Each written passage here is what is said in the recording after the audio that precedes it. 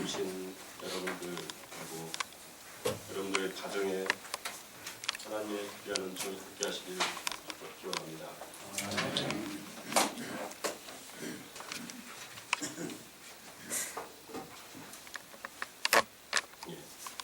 며칠 전 제주 여보는 제주 4.3 실형인 18명의 공소 기각 판결을 내렸습니다.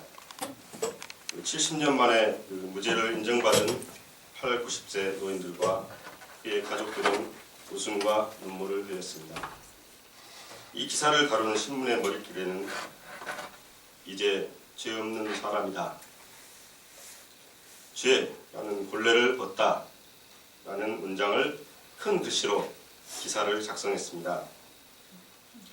70년 동안 무슨 죄를 지어서 재판을 받았는지조차 알지 못한 채 죄인이라는 꼬리표를 달고 붉은 줄이 그어진 호적으로 살아있던 이분들께 정부가 드디어 죄가 없음을 인정한 판결입니다.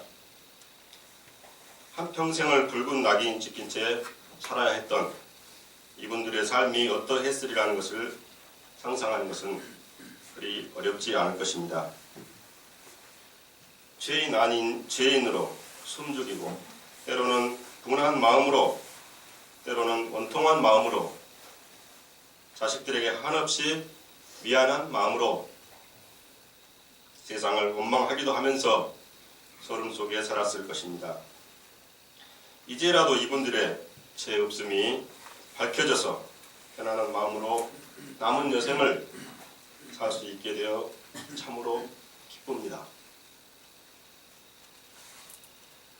아직 억울하게 밝혀지지 않은 제주 4.3의 사건, 4.3 특별법 개정 등이 이 판결을 동력 삼아 앞으로 나아가고 70년의 세월 동안 눈물로 지새웠을 18분의 그 어르신들과 그의 가족분들께 하나님의 축복이 함께 하시길 주의 이름으로 축원합니다.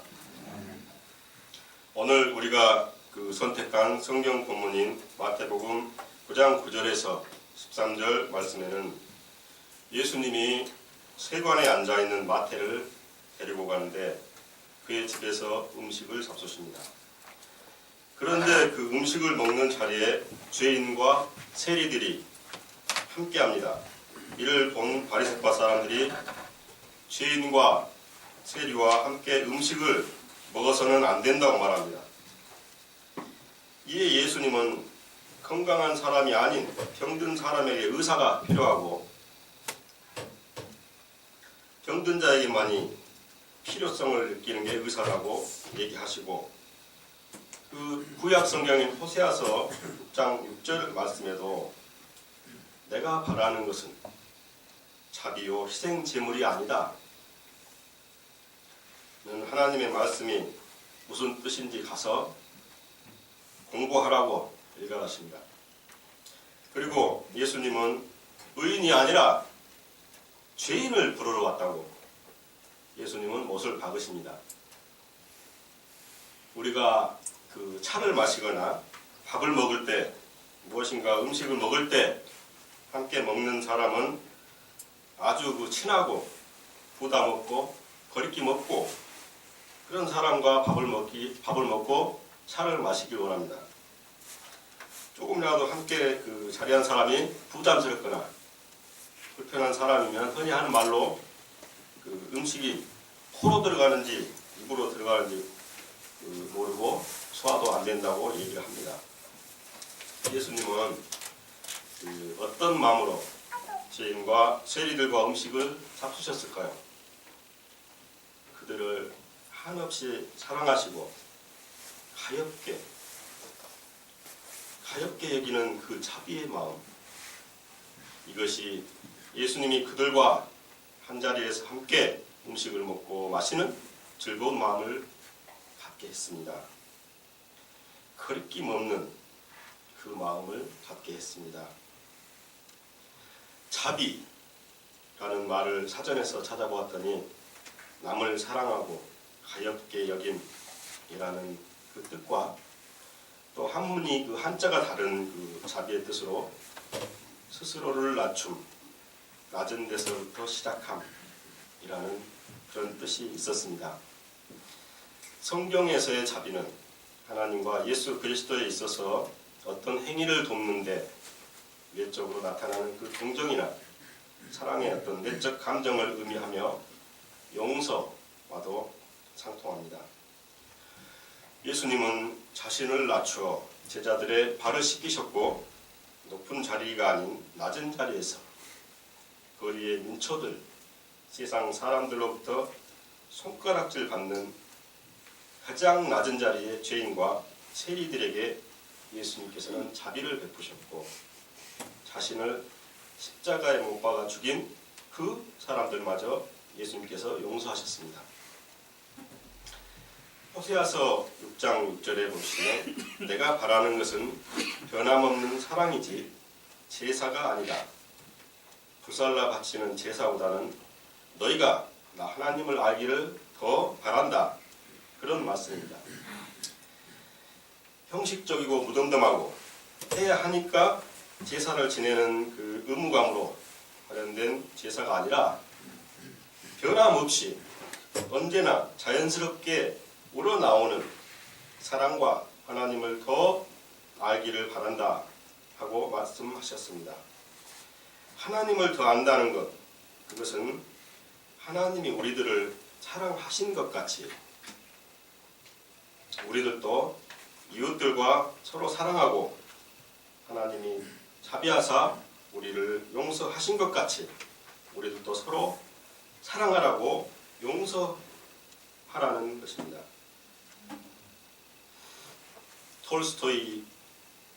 작가 톨스토이의 단편 중에 사랑이 있는 곳에 신이 있다라는 그 꽤 제목이 긴 소설이 있습니다. 이 소설은 마틴이라는 구두 수성공의 이야기입니다.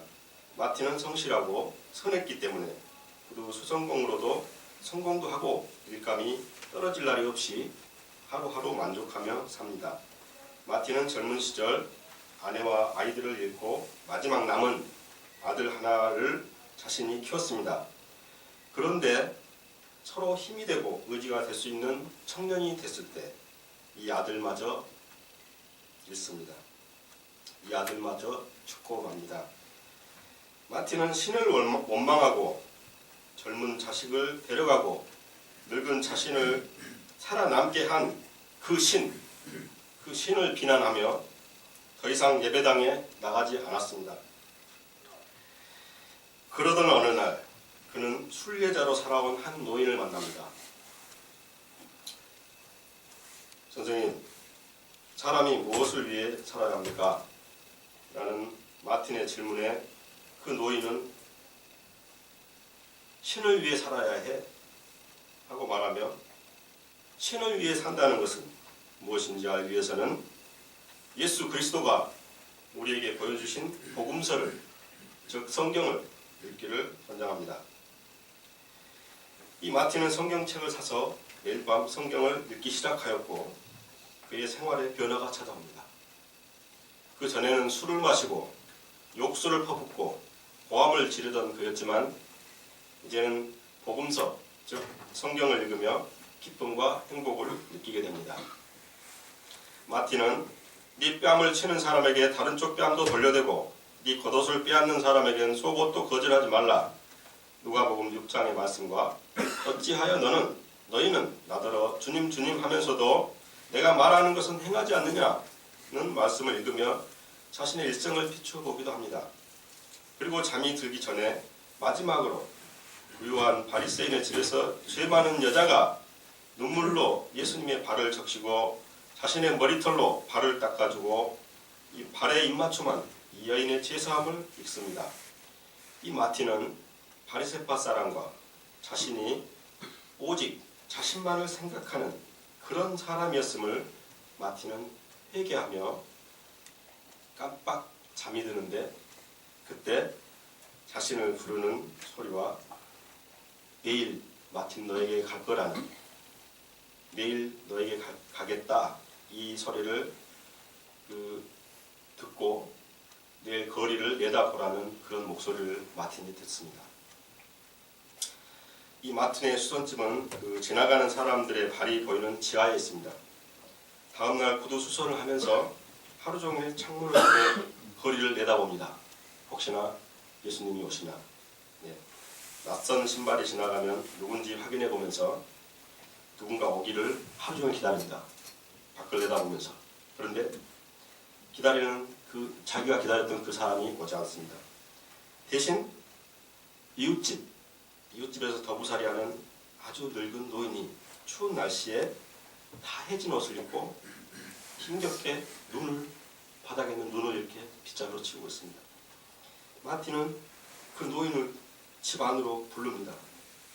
집 안으로 불러서 차를 따뜻한 그 난로에 김이 모락모락 나는 그 따뜻한 차를 그 노인에게 마시게 합니다. 이 노인이 그 추운 날씨에 옷도 다 해지고 힘겹게 눈을 치우고 있는 모습을 보면서 마틴은 노인을 불러 몇 차례나 대접하고 몇 차례나 따뜻하게 몸을 녹여서 보냅니다. 노인이 돌아간 후에도 계속 마틴은 또 도로를 쳐다보고 있습니다. 또 누가 오나. 차가운 바람 때문에 창가에 서 있는 아기를 아는 젊은 여인을 집으로 또 데리고 옵니다. 데리고 와서 밥을 먹이고, 너무나 굶주려 있는 여인입니다. 밥을 먹이고 또 아기를 이렇게 감싸 안을 수 있는 그 두꺼운 외투를 줍니다. 그래서 아기를 감싸주라고. 또 이 여인이 또 옷이 겨울인데, 너무 추운 겨울인데 여름 옷을 입고 있습니다. 여름 옷을 입고 있는 이 여인이 그 마지막 숄이 하나 있었는데 그걸 전당포에 맡겨버렸어요. 그 전당포에 맡긴 그 숄을 찾으라고 그 여인에게 돈도 줍니다. 그래서 보냅니다. 잠시 후에는 그 사과 바구니와 장작을 짊어진 노파에서 사과를 훔치다가 잡혀서 울고 있는 사내 아이를 만납니다. 마틴은 노파에게 사과값은 내가 대신 당신에게 줄 테니까 그 사과를 사내 아이에게 주게 하고, 아이에게는 그 노파에게 용서를 빌어라. 할머니에게 용서를 빌어라. 노파는 마음이 누그러져서 자신의 손자들 이야기를 했고, 사내 아이는 노파와 무거운 장작짐을 들고 함께 도란도란 이야기를 나누며 떠납니다. 흐뭇한 그 마음으로 방으로 돌아온 마틴이 등불을 켜고 복음서를, 성경책을 펼쳤을 때 다른 쪽이 펼쳐지면서 귓가에 음성이 또 들려옵니다. 마틴, 나를 모르니? 나를 모르냐? 누구십니까? 마틴의 물음에 나였느니라 하면서 이웃집 노인과 아기를 아는 젊은 여인과 노파와 사내아이가 웃으면서 차례차례 나타났다 사라집니다. 성경책이 펼쳐진 그 부분은 너희는 내가 줄일 때에 먹을 것을 주었고 목마를 때에 마실 것을 주었으며 나그네로 있을 때에 너희는 나를 영접하였다. 마태복음 25장의 말씀이었습니다. 그리고 마틴은 너희가 여기 내 형제자매 가운데 지극히 보잘것없는 사람 하나에게 한 것이 곧 내게 한 것이라는 그 구절을 읽으며 구주께서 정말 그날 자신에게 오셨으며 자신이 그분을 기쁘게 맞이했다는 것을 알게 되면서 이 소설은 끝이 납니다. 마틴은 그 그리스도를 통해 자비와 구원을 받았고 하나님이 원하시는 것이 무엇인지를 마틴은 알게 되었습니다. 하나님이 원하시는 것은 자신뿐만 아니라 이웃을 용서하고 사랑하는 자비의 마음임을 깨닫게 된 것입니다. 사도행전에서는 바울과 실라가 귀신점을 치는 여자에게서 귀신을 쫓아내자 그 여자로 하여 돈을 벌었던 그 여자의 주인들이 바울과 실라가 도시를 소란케 하고 부당한 풍속을 선전한다는 그런 누명을 씌워서 옷을 찢게 하고 매질해서 바울과 실라를 감옥에 가둡니다. 이 한밤중 일어난 그 바울과 실라가 하나님을 찬양하는 노래를 부르자 잠겨있던 감옥문이 모두 열립니다. 모든 죄수들의 수갑과 차코가 다 풀립니다. 깜짝 놀란 그 간수가 죄수들이 모두 도망가 버린 줄 알고 생각하고 칼을 빼서 자살을 해보려고 그럽니다. 바울은 모두 그대로 있다는 것을 알리고 자살을 막습니다. 간수는 바울 앞에 엎드립니다. 간수는 바울 앞에 엎드려서 자신도 구원을 받을 수 있게 해달라고 바울에게 간청합니다. 바울은 주 예수를 믿으십시오. 그리하면 그대와 그대의 집안이 구원을 얻을 것입니다. 라고 말하고 하나님 말씀을 들려줍니다. 간수는 바울과 실라의 상처를 씻어주고 음식을 대접해주고 가족이 세례를 받으며 기뻐합니다. 바울은 그 자신을 때리고 감옥에 가두고 그 감옥을 지키는 그 간수에게 자비를 베풉니다. 감옥문이 열리고 수갑이 풀렸을 때 감옥을 박차고 나갔다 해도 바울에게는 해될 것이 없습니다. 밤이라 쫓아오지도 못하고 찾지도 못했을 것입니다. 그럼에도 바울은 도망가지도 않았을 뿐더러 자살하려는 그 간수의 목숨까지도 살려줍니다. 자신에게 해를 입힌 그 사람을 오히려 가엾게 여기고 사랑을 베푼 것입니다. 거기다 예수 그리스도를 통하여 간수 자신과 가족이 구원에 이르도록 했습니다. 간수는 감옥문이 열렸는데도 도망가지 않고 자신이 죽으려고 할 때 죽지 않게 해준 그 바울의 그 자비로움에 몸을 떨면서 그동안 자신이 지은 죄를 회개하고 구원의 길을 물었을 것입니다. 상대를 향한 그 자비는 결국 자신에게 돌아옵니다. 바울이 간수에게 자비를 베풀자 간수는 바울을 상처를 씻겨주고 먹을 것을 주고 바울의 사역, 하나님을 믿는 동반자가 되었습니다. 두 번째 자비의 뜻, 스스로를 낮춤, 낮은 데서부터 시작함에는 겸허의 자세가 있습니다. 겸허는 겸손과 같은 말입니다. 남을 높이고 제 자신을 낮추는 그 겸손, 겸허는 오만과 교만의 반대 개념입니다.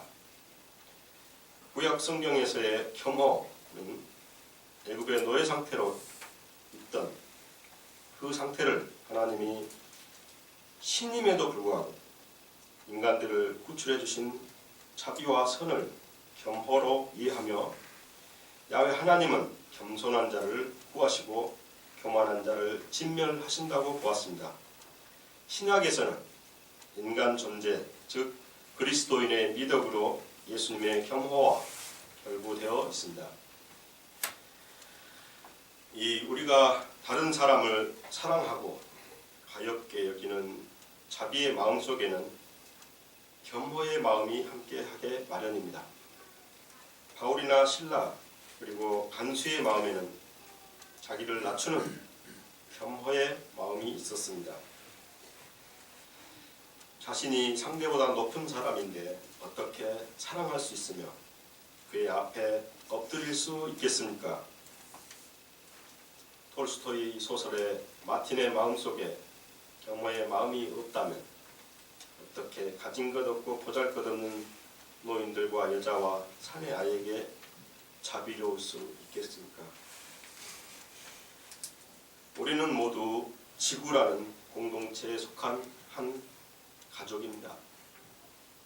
지구에서 일어나는 모든 일들, 한 송이의 꽃이 피어나는 일과 생태계 파괴로 쓰나미가 사람들을 덮쳐버리는 이 세상에서의 모든 그 일들에 우리 한 사람 한 사람 모두가 관계되어 있습니다. 2000년 전에 예수님을 십자가에 못 박고 지금 일용직 노동자들이 기계에 휘말려 들어가 목숨을 잃는 그 모든 사건들의 우리 각자가 책임이 있는 죄인입니다.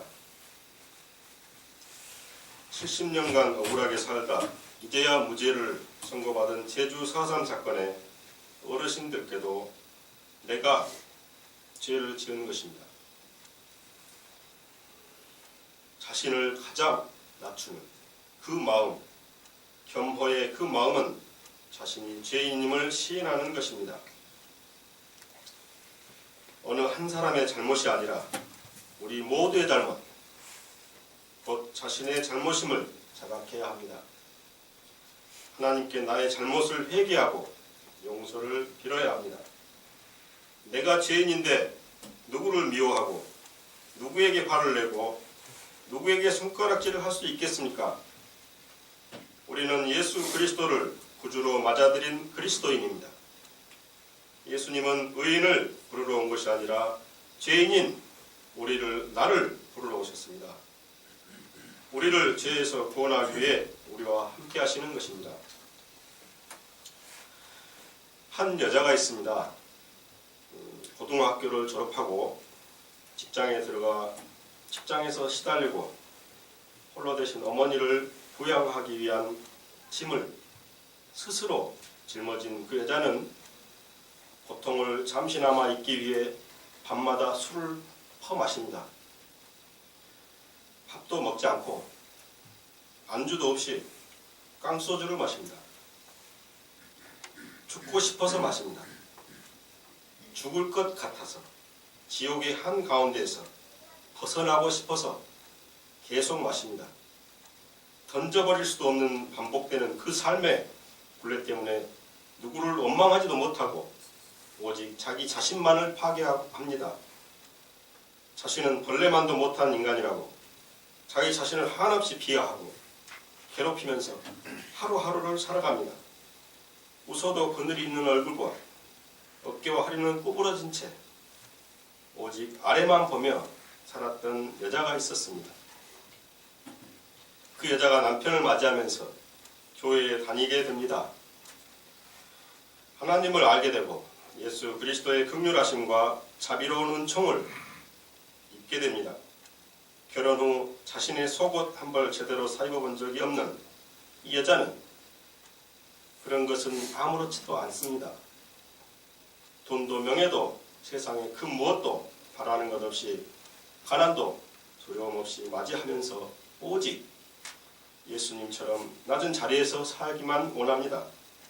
노력합니다. 겸허한 삶을 살기 위해 날마다 웃으면서 가족과 즐겁게 살려고 합니다. 한 남자가 있습니다. 채 10살도 안 되던 시절 아버지에게 버림받은 어머니와 동생과 함께 외가로 쫓겨 생계를 책임진 어머니를 도우며 살았던 그 남자아이가 있었습니다.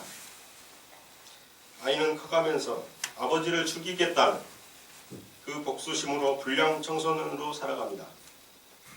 술과 폭력 사이를 오가며 오직 복수심으로 살아갑니다. 성년이 된 어느 날 어머니를 따라 교회에 간 그에게 성령께서 임재하십니다. 밑도 끝도 없는 눈물로 밤을 지새운 그는 자신에게 닥친 이것이 무엇인지를 알아보고 싶고 간절한 그 마음에 하나님을 찾아갑니다. 공부를 하고 하나님을 알게 되고 예수 그리스도를 구주로 영접합니다. 자비하신 예수님을 통해 그리고 아내와 자녀들을 통해 복수심 가득한 그 마음속에 사랑이 싹트기 시작합니다. 나 아닌 이웃을 사랑하는 법을 배우기 시작합니다. 세상에 대한 그 원망도 그 분노도 용서하지 못했던 아버지를 용서하고 용서하지 못한 자신을 용서합니다. 교만한 마음을 버리고 나 자신이 죄인임을 고백하는 삶을 살아가려고 노력합니다. 가끔씩 튀어나오는 교만함으로 인한 그 분노를 이기려고 애쓰며 하루하루 하나님과 세상을 배워가며 살고 있습니다. 너희는 지나간 일을 기억하려고 하지 말며 옛 일을 생각하지 말아라. 내가 이제 새 일을 하려고 한다. 이 일이 이미 드러나고 있는데 너희가 그것을 알지 못하느냐. 내가 광야에 길을 내겠으며 사막에 강을 내겠다. 들짐승도 나를 공경할 것이다. 이리와 타조도 나를 찬양할 것이다. 내가 택한 내 백성에게 물을 마시게 하려고 광야에 물을 대고 사막에 강을 내었기 때문이다. 이 백성은 나를 위하라고 내가 지은 백성이다. 그들이 나를 찬양할 것이다. 이사야서의 하나님의 말씀은 우리가 지은 어떤 죄도 사하여 주시는 그 하나님의 은총을 입은 죄인인 우리 또한 이웃이 행한 어떤 죄도 용서하려 애쓰며 우리 주 예수님은 어떻게 하실까를 생각하고 하나님을 바라보라고 말씀하시는 듯합니다. 세상 모든 것을 뒤엎어버릴 것 같은 그 분노와 원망 중에서도 나 자신을 돌아보라고 말씀하십니다.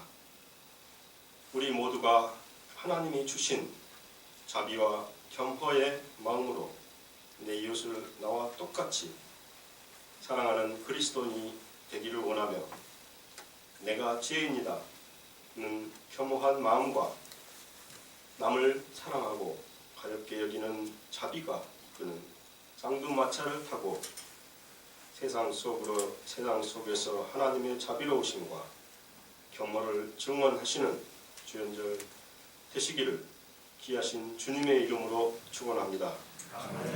침묵으로 기도하시겠습니다.